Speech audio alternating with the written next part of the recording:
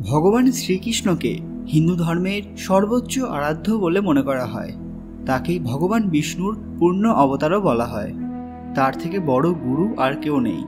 তিনি একদিকে যেমন সখা, অন্যদিকে ভগবান। ভগবান শ্রীকৃষ্ণকে জানা এবং তাকে মান্য করাই হচ্ছে হিন্দু ধর্মের প্রধান লক্ষ্য। আজকের দিনে পৃথিবীতে এমন অনেক লোক আছেন যাদের মতে ভগবান শ্রীকৃষ্ণের কোনো অস্তিত্বই নেই, যারা ভগবানের অস্তিত্বকে অস্বীকার করতে চান। সেরকম কিছু নাস্তিক মানুষের প্রশ্নের উত্তর দেওয়ার জন্য আজকের এই বিশেষ ভিডিওটি, যে প্রমাণগুলি দেখার পর তাদের মনে আর কোনো সন্দেহ থাকবে না। আর এটা সবারই জানা উচিত। কৃষ্ণ ভক্তরা কমেন্ট বক্সে জয় শ্রীকৃষ্ণ লিখতে ভুলবেন না।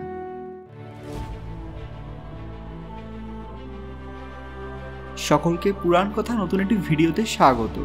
আজকে আপনারা জানবেন শ্রীকৃষ্ণের অস্তিত্বের সবচেয়ে বড় 5টি প্রমাণ। মহাভারতে উল্লেখিত বিভিন্ন জায়গা যার অস্তিত্ব সম্পর্কে অনেক প্রমাণ পাওয়া গেছে। প্রায় 35টিরও বেশি ভারতীয় নগরীর কথা এই মহাকাব্যে রয়েছে, যার অস্তিত্ব ঐতিহাসিকভাবে প্রমাণিত। আর প্রত্নতাত্ত্বিক অনুসন্ধানে আরও বেশ কিছু স্থানের সন্ধান পাওয়া গেছে।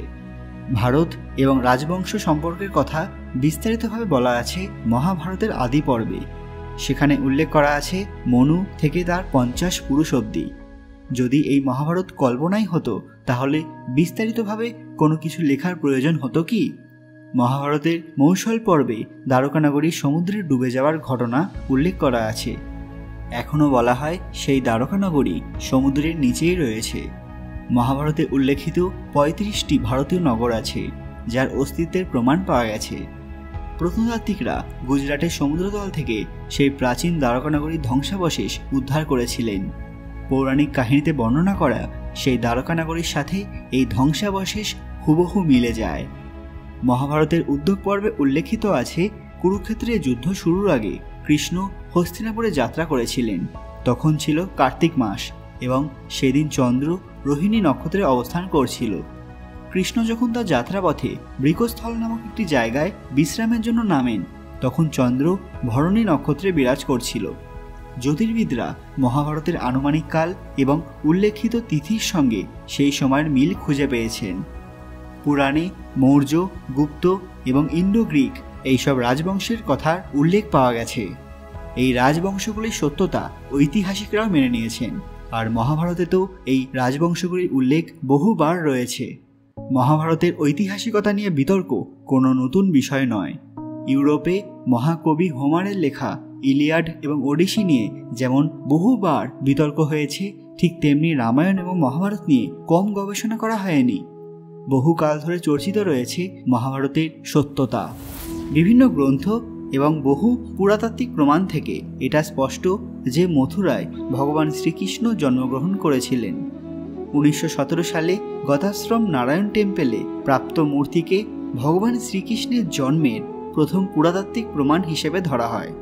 ধর্মগ্রন্থগুলির মতো ভূগর্ভ থেকে প্রাপ্ত প্রমাণগুলি থেকে এটা বোঝা যায় যে ভগবানের জন্ম মথুরাতেই হয়েছিল।